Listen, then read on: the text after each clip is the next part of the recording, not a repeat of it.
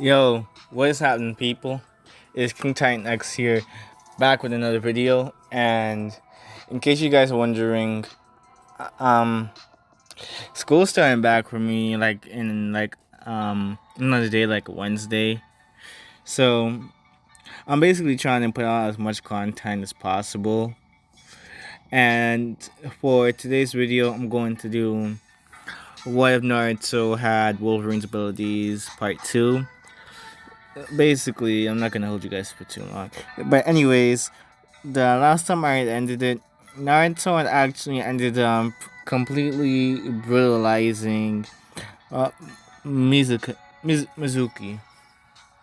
Now, the next thing that happens is, of course, Aruka's sensei sees this, all of that carnage. She is kinda disgusted, but at the same time proud of Naruto because of the fact that, well, he finally was able to, you know, use shadow clones. He was actually able to produce some clones of himself. The one thing that was holding him back from graduating the academy. He's incredibly proud of Naruto, especially with the fact that Naruto really reminds him of himself as well. I actually watched this one video just last night about Naruto. I'm not gonna get into much of a discussion about it, but well, of course, Aruka Sensei, he actually graduates Naruto and he is placed into Team 7 with Sasuke and Sakura. The reason why I have Sakura and not Hinata or somebody is because I'm just too lazy. And you guys want to make fun of the uselessness as well. uh, Anyways, when it comes on to the whole thing with Kakashi, it stays relatively the same. Just that Naruto is probably a bit more ambitious here. He wants to become Hokage so that people can actually respect him, and not only that, but also to continue his father's legacy here. When Kakashi hears this, he's like, "Wait, Naruto does he actually know? Does he actually know about Minato?" And this is what really just makes Kakashi a bit surprised, but he doesn't show it. The next day, he just tells them to not eat anything, not eat anything because what they're going to be doing tomorrow will be very brutal to the point where it will make them throw up if they actually eat. Naruto doesn't listen to this though. Not in this timeline. He actually eats, and this is also to help with his stamina and all of that. He knows that Kakashi is going to be late, so he figures that, well, I might as well just eat. And the others didn't get the memo though, that Kakashi was probably lying, and they actually do not eat. Naruto is the only one to eat here, and Naruto is feeling well, while the others, they are just starving because they hadn't eaten anything at all. Like Kakashi had told them, they were being good little students, but Naruto was the only one to not listen. So they're wondering, why does Naruto seem to be looking A-okay? Only to find out Naruto actually ate, and they're kind of regretting not eating. When Kakashi finally shows up, he puts up his little excuse, but we all know the reason why Kakashi is actually late. Anyways, Kakashi does the battle test.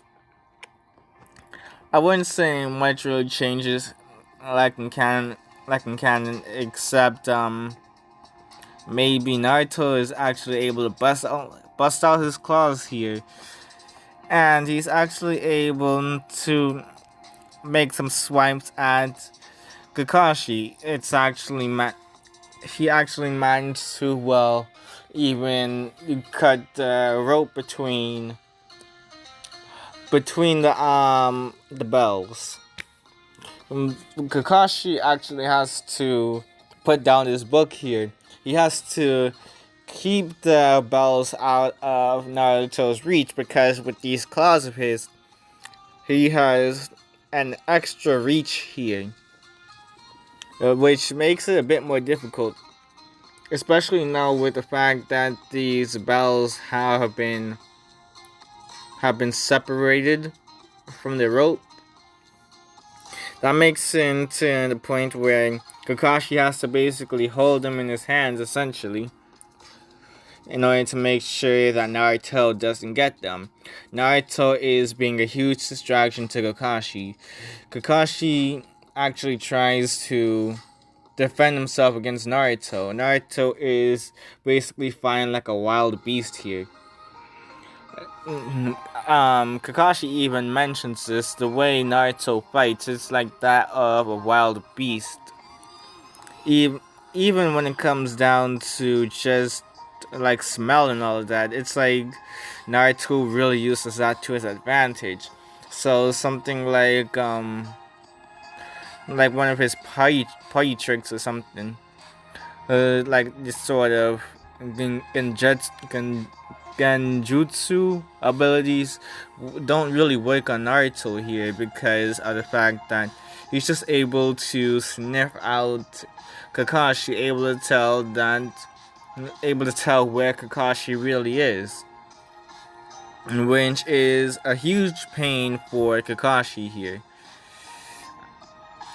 When it comes down to the others though, Sasuke sees how well Naruto is actually doing against Kakashi, to the point where Kakashi is backed up against the wall.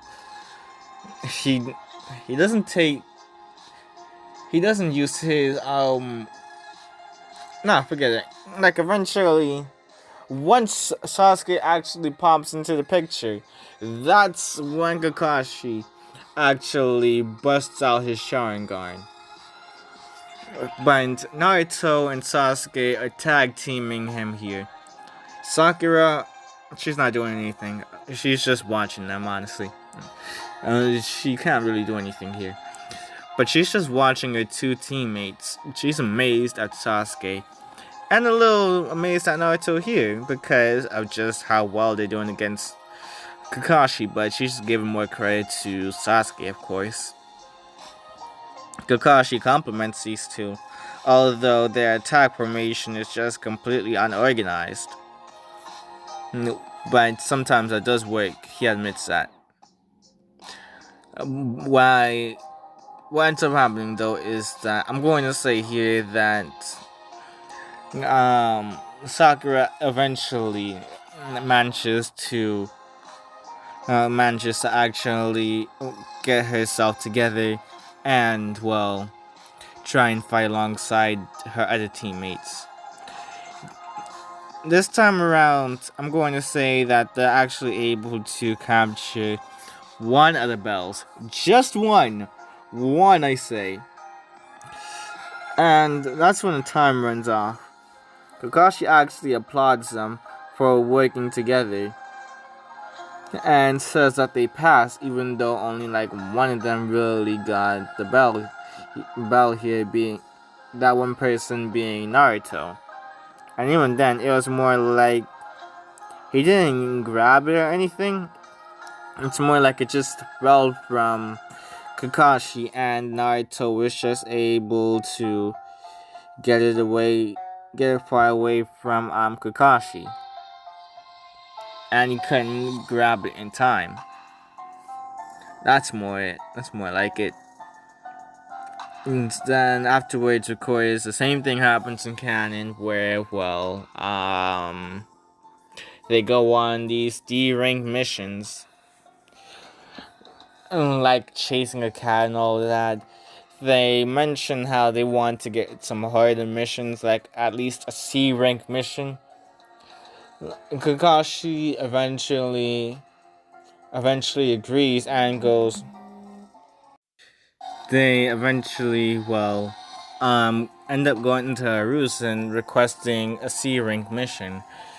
Harusen actually agrees and gives them a C rank mission, being to take like and take this bridge maker back to the land of waves in order, well, more so like to bring him to the land of waves. So I would say this. Oh my gosh, escort. That's the word.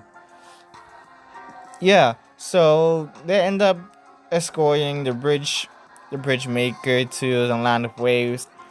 The same thing with like those brothers and the puddle happened the same as in canon, except well,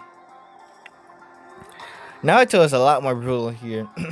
I mentioned in the last video that Naruto is gonna have a body count. Mizuki was the first one on his hit list. These brothers, Naruto just isn't having any of it, and he literally just stabs them. Okay, he literally just uses his shadow clones and slices them both up. Kakashi is just bewildered at how brutal Naruto is here, but then he thinks back to Kakashi. Kakashi was just as brutal as Naruto was, and Kakashi would mention how sometimes he would actually kill quite a few people back in his youth. Actually, yeah, that's exactly how he mentioned it. So Kakashi is thinking, oh, this is probably just maybe something that's instinctual with his clan or something. So that's so Kakashi decides to just wave it off. Honestly, the bridge, the bridge dude, I honestly forgot his name. He's not relevant, honestly. He's not too relevant after this, I think.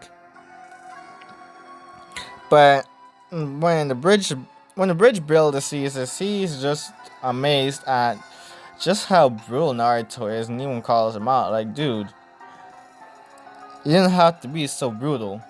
Like, how old are you, dude? Like, you're like 10, 9, 8. You just keep on going down with the ages, and that just makes Naruto like pretty upset here.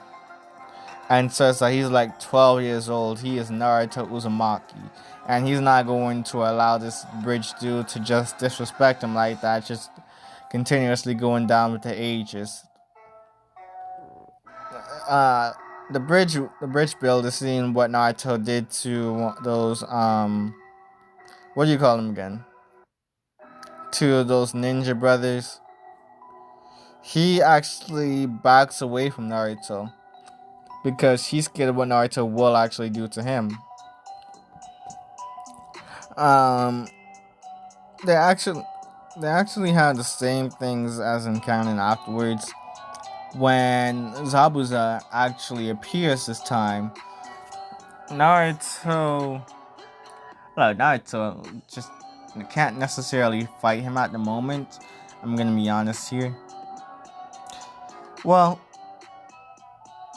they actually end up for doing like a sort of strategy here, where it's pretty similar to in canon, but except here, when Naruto actually proves showing that he was actually a shuriken this whole time, or was it like a ninja star? I forget.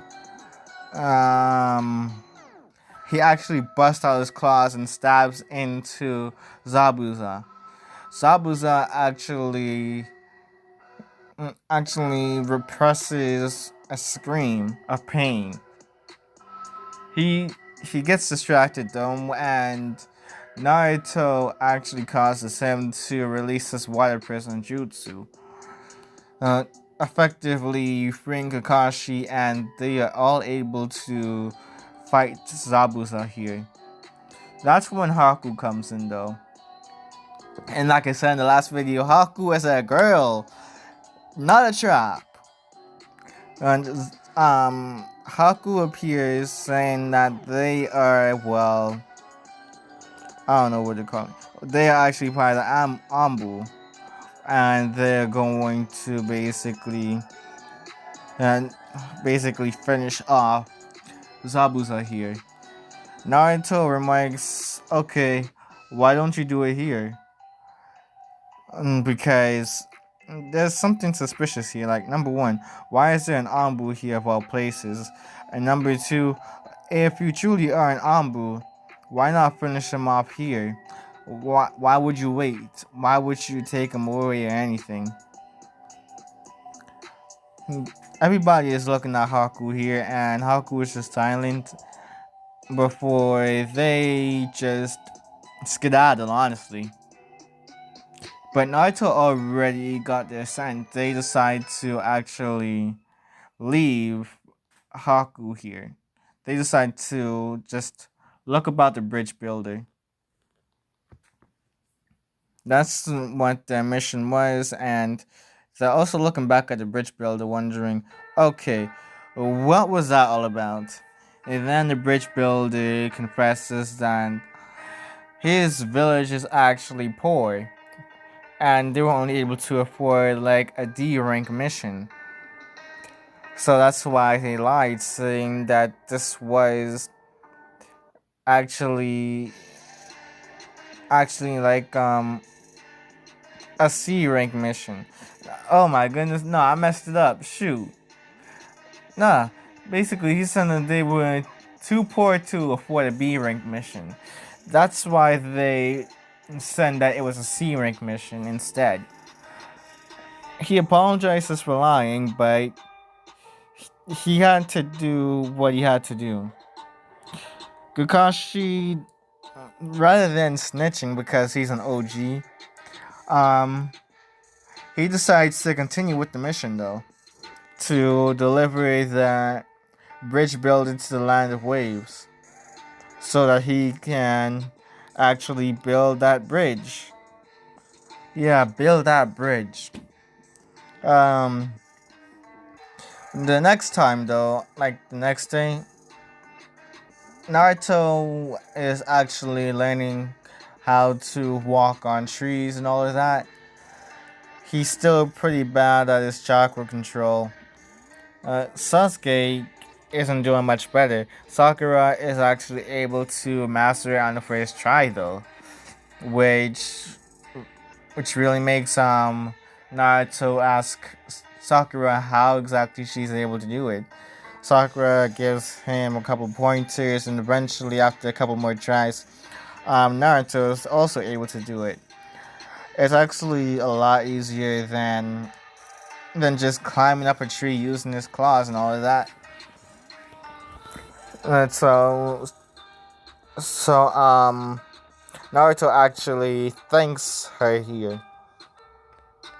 Sasuke is jealous of the fact that Naruto was able to accomplish the tree walking jutsu, and even like just walks up to Sakura later on, asking her, um, "How were you able to do it?" Sakura is just blushing because, well, her crush is talking to her and explains how she's able to do it. Taking Sasuke a couple tries as well before he gets the hang of it as well. When it comes down to Haku, when Naruto is just walking around the place, just looking for food and all of that, well, I'm going to say he actually encounters Haku here. They have the same dialogue as in canon, about like protecting people, like fighting for somebody else essentially. And once they're done talking, Naruto also mentions, okay, anyways, enough with that little chit chat. I know who you are, by the way. Haku looks at him a bit confused and at the same time surprised, because she's thinking, yes, she's thinking, okay, does he know? Does he actually know me? Does he know that like I'm the Anbu, that I was that fake Anbu from the last encounter? And if so, how? How does he know? Like, she was pretty sure that her voice and like her appearance were pretty concealed. Unless Naruto must have like a really great memory or something. Naruto says that he recognizes her smell. She looks at him confused and is like, "My smell? Are you saying that I stink or something?" Naruto laughs a little and says, "No, like his clan has like this sort of special ability, a sort of similar to the Inazuka clan, where their scent, where their smell is enhanced to the point where they can actually track down people by their scent. They're able to recognize people by their scent. So even if you were to blind him, he would still be able to recognize different people because of his enhanced smell, alongside the rest of his abilities." Haku is pretty impressed here, and they try and do the dash, but Naruto is able to catch up to them. They have an enhanced endurance. They have enhanced durability. All of that. Haku actually ends up creating their whole like mirror keki. Nah, that's disrespectful. They use their ice release on Naruto here. They try and trap Naruto in like this sort of ring of mirrors. I forgot the name of this, honestly. But you all probably know what I'm talking about. When this happens, Naruto is actually barraged by a bunch of needles hitting him. He's pulling them out and healing from them, of course, but Haku is constantly barraging him with these attacks. Of course, when it comes down to Sasuke and Sakura and Kakashi, they're wondering, okay, where's Naruto at? They even decide to go looking for him. When they find out what's happening, they actually go on the attack as well. It goes even further to the point where Zabuza, after he's healed up, he actually goes in and tries to fight Kakashi as well. He's trying to get back at Kakashi for the last time because he ended up suffering pretty horrible wounds here, even worse than in Canon. And he even glares at Naruto here, who is being attacked by what was the name? He Naruto is actually being attacked by Haku. Haku is wondering, okay, this guy is regenerating at a very fast rate, but surely he should run out of stamina soon, run out of chakra, and eventually die from these wounds. But Naruto has high chakra. Now, everybody knows this. Not Kakashi, but since Kakashi is distracted by Zabuza, he can't help Naruto here. Sasuke looks at Naruto and decides to actually jump in here. They end up fighting each other. No, no. Oh my gosh, I'm an idiot. But here's what happens. Um, Sasuke actually jumps into the fray and tries to help Naruto here. He tries to help Naruto actually fight off Haku. Now that these two are working together here, this makes it even more difficult for Haku, especially now because Naruto was already a struggle to put down. Now Sasuke is in the fray as well. Sasuke actually is putting in his best efforts in order to actually take down Haku. Naruto actually tries to break this ice But especially now with his strength, he's actually able to crack the ice. But Sasuke is also being barraged by these needles, and Sasuke doesn't have that healing factor that Naruto has. This high tier healing factor that Naruto has, and he can't just pull these out and heal up from the injuries. No, it's actually pretty frustrating for Sasuke. It's to the point where once it seems like no, no, no. How am I going to do this? Hmm.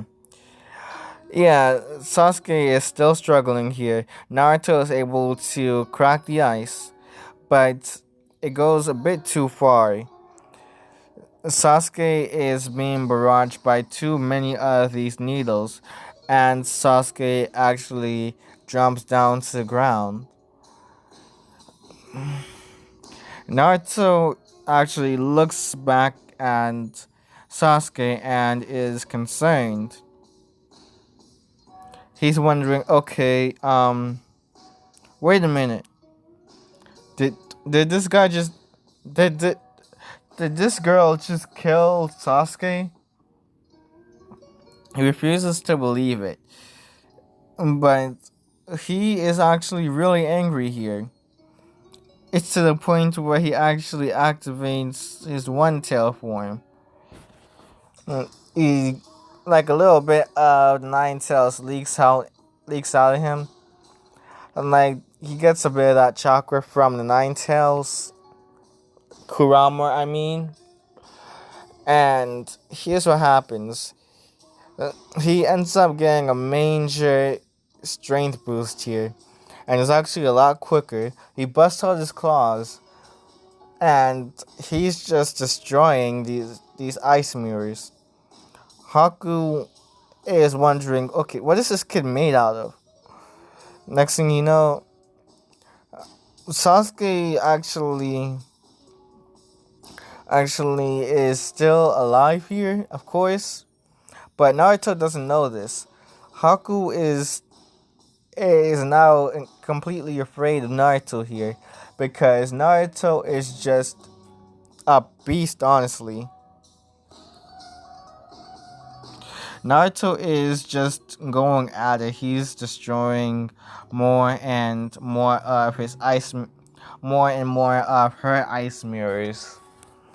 It's to the point where there's no more ice mirrors left, and Haku is stuck. They they try and do something, but Naruto is just stopping her in her tracks. Haku wants to surrender here. She actually surrenders to Naruto and is willing to accept their fate. But Naruto Naruto doesn't kill her immediately, honestly. He he actually looks at her and he just stops here because he actually liked her, honestly, after getting to really know her. But he also had to remember that she was the enemy in this situation, and it was unfortunate because he, if if it was another time, if they didn't meet at such a very bad time, he could actually see the two of them being really great friends, honestly. But Haku just killed one of his teammates. He couldn't just let her get away with that. And so Naruto decides to end her pretty peacefully. Or at least, not peacefully, no. I take that back. Naruto decides to end her very quick and easily. Which is, uh,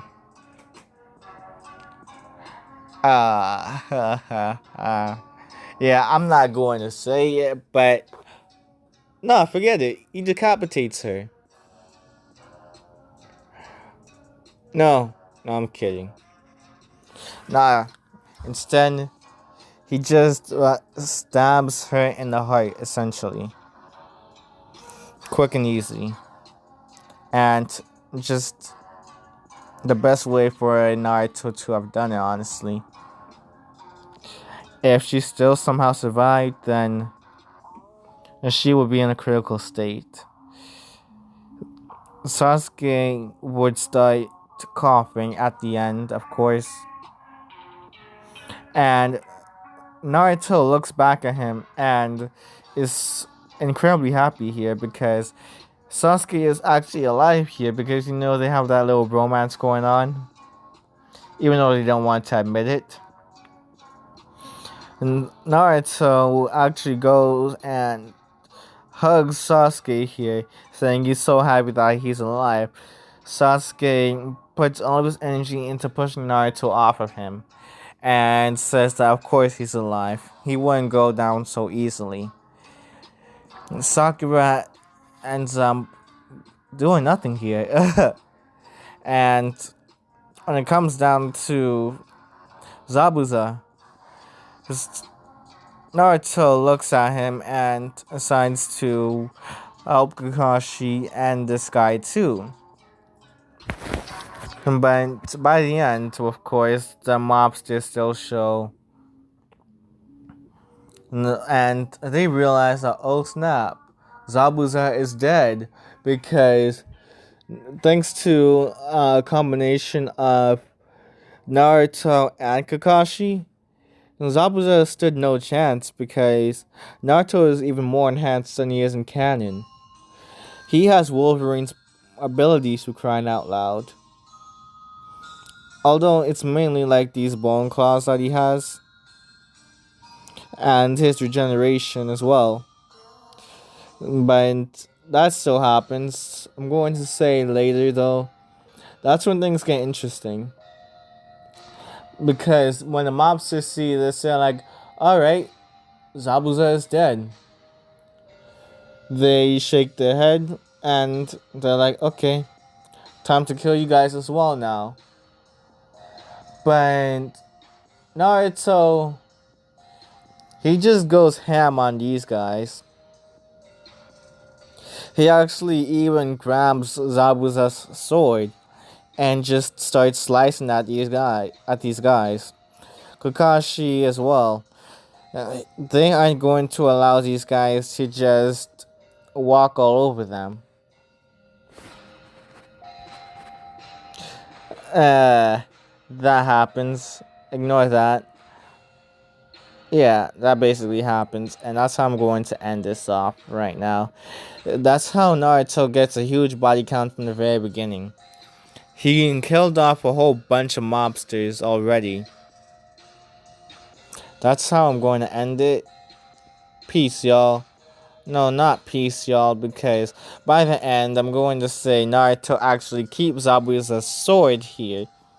I know that Wolverine has lived for a very long time. And I'm going to say that Naruto also has slowed aging here. So, yeah. Whatever.